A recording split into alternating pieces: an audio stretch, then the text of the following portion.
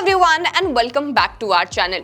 अगर आपके पास 40,000 रुपए हैं और आपको वो 40,000 रुपए 4 डिफरेंट म्यूचुअल फंड के अंदर इन्वेस्ट करने हैं, मान लेते हैं कि लार्ज कैप फंड के अंदर, मिड कैप फंड के अंदर, स्मॉल कैप फंड के अंदर और फ्लेक्सी कैप फंड के अंदर, तो आखिर आप कैसे करोगे? तो देखिए, आप ये कहोगे कि ये तो बड़ी आसान चीज है, 40,000 रुपए 4 डिफरेंट म्यूचुअल फंड्स के अंदर इन्वेस्ट करने हैं, तो हम हर एक कैटेगरी की म्यूचुअल फंड में 10-10 हजार रुपए इन्वेस्ट कर देंगे। लेकिन क्या आपका ये 10-10 हजार रुपए हर म्यूचुअल फंड कैटेगरी के अंदर इन्वेस्ट करना सही है? क्योंकि अगर ये फंड 4 डिफरेंट कैटेगरी के म्यूचुअल फंड्स हैं, तो आप इनके अंदर सेम अमाउंट कैसे एलोकेट कर सकते हो? ये चारों mutual fund, large cap fund की बात कर लो, मिड कैप फंड की, स्मॉल कैप फंड की या फ्लेक्सी कैप फंड की, ये एक दूसरे से अलग हैं in terms of risk, in terms of return and in terms of market behaviour. तो आप इन सब के अंदर सेम अमाउंट एलोकेट नहीं कर सकते, और अगर आप ऐसा करते हो then it would not be a very rational decision. तो अगर आपको बेटर रिटर्न्स चाहिए और बेटर रिस्क टू रिवॉर्ड चाहिए, तो each one of these categories के अंदर आपको आखिर कितना अमाउंट एलोकेट करना चाहिए? So that's what we are going to discuss in this video. हम each one of these categories को डिस्कस करेंगे और उसके बाद ये जानेंगे कि कितना पोर्टफोलियो एलोकेशन आपको इन डिफरेंट कैटेगरीज के अंदर करना चाहिए। वीडियो को जरूर एंड तक देखिएगा, और अगर आपने अभी तक हमारे चैनल को सब्सक्राइब नहीं किया है तो प्लीज हमारे चैनल को सब्सक्राइब कर लीजिए, बेल आइकन को भी प्रेस कर दीजिएगा ताकि ऐसी और वीडियोस को आप बिल्कुल भी मिस ना करें। और अगर आप इन्वेस्टमेंट करना चाहते हैं लेकिन आपके पास डीमैट अकाउंट नहीं है, तो डिस्क्रिप्शन में लिंक दिया गया है, आप जाकर वहां से फ्री में अपना डीमैट अकाउंट ओपन करवा सकते हैं। तो आखिर आप किस म्यूचुअल फंड कैटेगरी के अंदर कितना अमाउंट एलोकेट करोगे, ये डिपेंड करता है आपके टाइम होराइजन के ऊपर और आपकी रिस्क प्रोफाइल के ऊपर कि आखिर आप कितना रिस्क लेने के लिए तैयार हो। तो अगर हम बात करें different categories of mutual funds की, तो आइए 5 different category of mutual funds को डिस्कस करते हैं। सबसे पहले बैलेंस्ड एडवांटेज फंड या फिर हाइब्रिड फंड्स, उसके बाद लार्ज कैप फंड्स, उसके बाद mid cap funds, small cap funds and lastly flexi cap या मल्टी कैप फंड्स। नाउ हम वीडियो के अंदर each one of these categories को डिस्कस करेंगे और उसके बाद ये जानेंगे कि इन सारी कैटेगरीज में आपको कितना पोर्टफोलियो एलोकेशन करना चाहिए। तो अगर हम बैलेंस्ड एडवांटेज फंड या फिर हाइब्रिड फंड्स की बात करें, तो ये प्योर इक्विटी म्यूचुअल फंड्स नहीं होते हैं। इन म्यूचुअल फंड्स के अंदर आपका जो पैसा होता है वो डेट इंस्ट्रूमेंट्स के अंदर इन्वेस्ट किया जाता है, जहां पे रिस्क काफी कम होता है। Money market instruments, corporate bonds और गवर्नमेंट बॉन्ड्स जैसे फाइनेंशियल इंस्ट्रूमेंट्स के अंदर इस म्यूचुअल फंड में इन्वेस्टमेंट करी जाती है। और क्योंकि ये सारे ही फाइनेंशियल इंस्ट्रूमेंट्स काफी ज्यादा लेस रिस्की होते हैं, तो इन म्यूचुअल फंड्स के अंदर आपको रिस्क बहुत कम देखने को मिलेगा। तो अगर आपका जो टाइम होराइजन है इन्वेस्टमेंट करने का वो 5 साल या 5 साल से कम है, तो ये जो फंड्स होते हैं ये अच्छे फंड्स माने जाते हैं, क्योंकि यहाँ पे रिस्क बहुत कम होता है। शॉर्ट टर्म के अंदर अगर रिस्क कम रहता है तो ये एक बेटर चीज मानी जाती है, क्योंकि शॉर्ट टर्म के अंदर मार्केट में फ्लक्चुएशन होने की वजह से आपके रिटर्न्स पर नेगेटिव असर पड़ सकता है। नाउ अगर बात करी जाए कि हाइब्रिड फंड्स के अंदर आपको कितने रिटर्न्स मिलते हैं, तो हाइब्रिड फंड्स के अंदर अगर हम पोस्ट टैक्स रिटर्न्स की बात करें तो आपको 9% से लेके 11% तक के रिटर्न्स मिल सकते हैं। वहीं कुछ हाइब्रिड फंड्स ऐसे भी होते हैं जहां पे अगर आप अपना पैसा 4 से 5 साल के लिए रखते हो तो वो आपको 12% या उससे ज्यादा रिटर्न्स भी दे सकते हैं। नाउ अब अगर हम बात करें कि हाइब्रिड फंड्स के अंदर आपको कितना पोर्टफोलियो एलोकेशन रखना चाहिए, तो जैसे कि मैंने आपको बताया कि ये काफी ज्यादा सेफर इन्वेस्टमेंट्स होती हैं,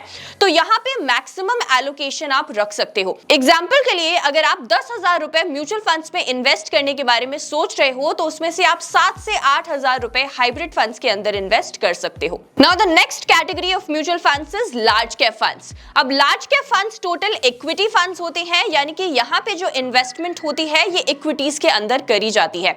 लार्ज कैप कंपनीज के अंदर मेजर इन्वेस्टमेंट्स रहती हैं। लार्ज कैप कंपनीज क्या होती हैं, तो मार्केट के अंदर जो 100th रैंक तक की कंपनीज होती हैं, द टॉप 100 कंपनीज, उनके अंदर यहाँ पे इन्वेस्टमेंट करी जाती है। नाउ अगर आपका टाइम होराइजन जो है ये 5 साल से ज्यादा का है, तो यहाँ पे आपके लिए लार्ज कैप म्यूचुअल फंड्स काफी अच्छा ऑप्शन रह सकता है। लार्ज कैप म्यूचुअल फंड्स के अंदर हाइब्रिड फंड्स के कंपैरिजन में थोड़ा रिस्क रिस्क जरूर होता है, लेकिन इक्विटी म्यूचुअल फंड्स की अगर हम बात करें तो लार्ज कैप फंड्स सबसे कम रिस्की फंड्स होते हैं इक्विटी म्यूचुअल फंड्स में। लेकिन इक्विटी म्यूचुअल फंड्स की अगर बात करी जाए तो लार्ज कैप फंड्स यहाँ पे सबसे कम रिस्की म्यूचुअल फंड्स माने जाते हैं, और ऐसा इसलिए होता है क्योंकि ये टॉप कंपनीज यानी कि ब्लू चिप स्टॉक्स के अंदर इन्वेस्ट करते हैं। नाउ अगर हम बात करें लार्ज कैप फंड्स के अंदर रिटर्न्स की, तो यहाँ पे भी आपको पोस्ट टैक्स 11 से 12% तक का रिटर्न देखने को मिल सकता है।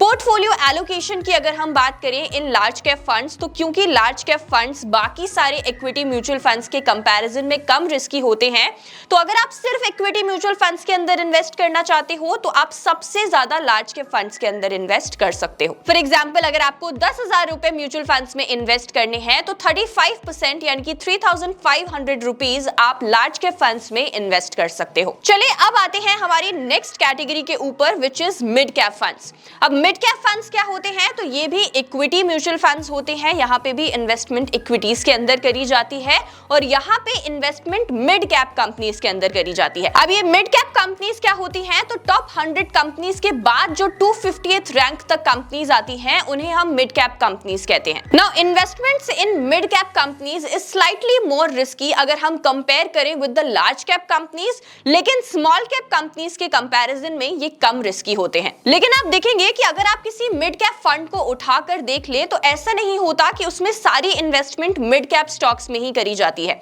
कुछ इन्वेस्टमेंट लार्ज कैप स्टॉक्स के अंदर भी करी जाती है to reduce the overall risk of the portfolio. Now अगर आपका टाइम होराइजन 8 साल या उससे ज्यादा का है तो फिर मिड कैप फंड्स के अंदर आप अपनी इन्वेस्टमेंट कर सकते हैं। ये funds very high risk category के अंदर आते हैं और यहाँ पे आपको 12 से 14% तक के रिटर्न्स देखने को मिल सकते हैं। नाउ अगर हम बात करें पोर्टफोलियो एलोकेशन की इन मिड कैप फंड्स, तो क्योंकि ये लार्ज कैप फंड्स से थोड़े से ज्यादा रिस्की होते हैं, तो लार्ज कैप फंड्स के कंपैरिजन में आपको अपना portfolio allocation mid cap funds के अंदर थोड़ा कम रखना चाहिए। फॉर एग्जांपल, अगर आप 10,000 रुपए म्यूचुअल फंड्स में इन्वेस्ट करने के बारे में सोचते हो तो उसमें से 2,500 यानी कि 25% इन्वेस्टमेंट आप अपनी मिड कैप फंड्स के अंदर कर सकते हो। चलिए अब आते हैं हमारी नेक्स्ट कैटेगरी ऑफ फंड्स के ऊपर, जो कि है स्मॉल कैप फंड्स। अगर बात करी जाए स्मॉल कैप फंड्स की, तो ये मिड कैप फंड्स से ज्यादा रिस्की होते हैं क्योंकि यहाँ पे मिड कैप स्टॉक्स नहीं बल्कि स्मॉल कैप स्टॉक्स के अंदर इन्वेस्टमेंट करी जाती है।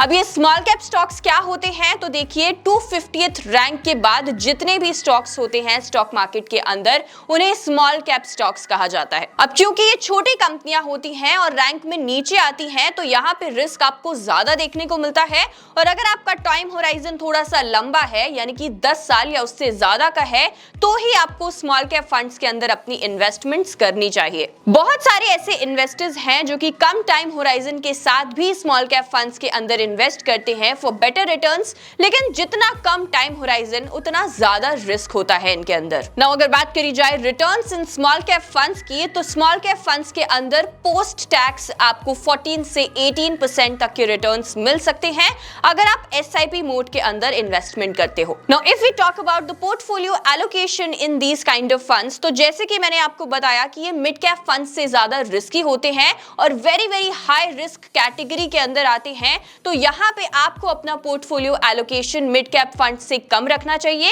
और इक्विटी म्यूचुअल फंड्स के अंदर सबसे कम रखना चाहिए। For example, if you are planning to invest 10,000 rupees in equity mutual funds, तो उसमें से आपको सिर्फ 1,500 रुपीज ही स्मॉल कैप फंड्स के अंदर इन्वेस्ट करने चाहिए, which is 15%। Now let's come to our last category of mutual funds, that is multi cap funds और फ्लेक्सी कैप फंड्स। नाउ ये तीनों भी इक्विटी म्यूचुअल फंड्स के अंदर ही आते हैं, लेकिन ये एक मिक्सचर ऑफ कंपनीज में इन्वेस्ट करते हैं। जैसे कि मल्टी कैप फंड्स और फ्लेक्सी कैप फंड्स के अंदर आपकी जो इन्वेस्टमेंट होती है ये तीनों टाइप की कंपनीज में करी जाती है, large cap, mid cap and small cap. जहां पर मल्टी कैप फंड्स के अंदर जो एलोकेशन रहता है ये फिक्स रहता है। इनको 50% एलोकेशन लार्ज कैप कंपनीज में और 25% मिड कैप और स्मॉल कैप कंपनीज के अंदर इन्वेस्ट करना ही होता है। ऑन द अदर हैंड, अगर हम फ्लेक्सी कैप फंड्स की बात करें तो यहाँ पे ऐसा कोई एलोकेशन का रिस्ट्रिक्शन नहीं है। फंड मैनेजर्स अपने हिसाब से जितना चाहे उतना 3 टाइप्स ऑफ कंपनीज में इन्वेस्ट कर सकते हैं,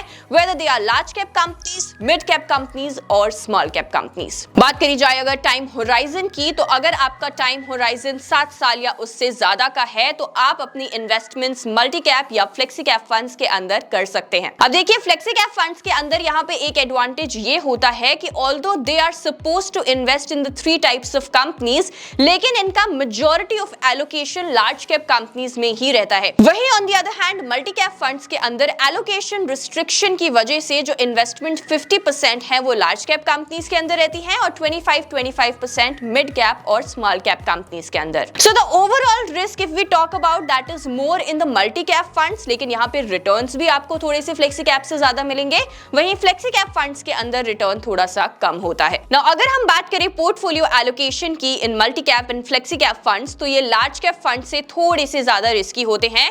तो लार्ज कैप फंड्स के कंपैरिजन में आप थोड़ा कम इन्वेस्टमेंट इनके अंदर कर सकते हो, लेकिन हाँ, अगर आपका टाइम होराइजन अच्छा खासा है तो यहाँ पे आप करीब करीब अगर 10,000 रुपीज इन्वेस्ट कर रहे हो तो उसमें से 2,500 रुपीज इनके अंदर इन्वेस्ट कर सकते हो। So now after discussing all of these different kind of mutual fund categories, मुझे ये लगता है कि आपको समझ में आ गया होगा कि हर म्यूचुअल फंड कैटेगरी के अंदर सेम अमाउंट इन्वेस्ट नहीं किया जाता, because that totally depends on the risk of the fund that you are investing in and your time horizon. Now for recap, अगर आप 10,000 रुपए की मंथली SIP करते हो तो उसमें से आपको 3,500 रुपीज लार्ज कैप के अंदर इन्वेस्ट करनी चाहिए, 2,500 रुपीज मिड कैप के अंदर इन्वेस्ट करने चाहिए, 1,500 रुपीज स्मॉल कैप के अंदर इन्वेस्ट करने चाहिए and 2,500 rupees remaining you can invest in flexi cap और multi cap funds. So I hope अगर आप अपने लिए एक म्यूचुअल फंड पोर्टफोलियो बनाने के बारे में सोच रहे हो तो आपके लिए ये वीडियो काफी ज्यादा हेल्पफुल रहेगा।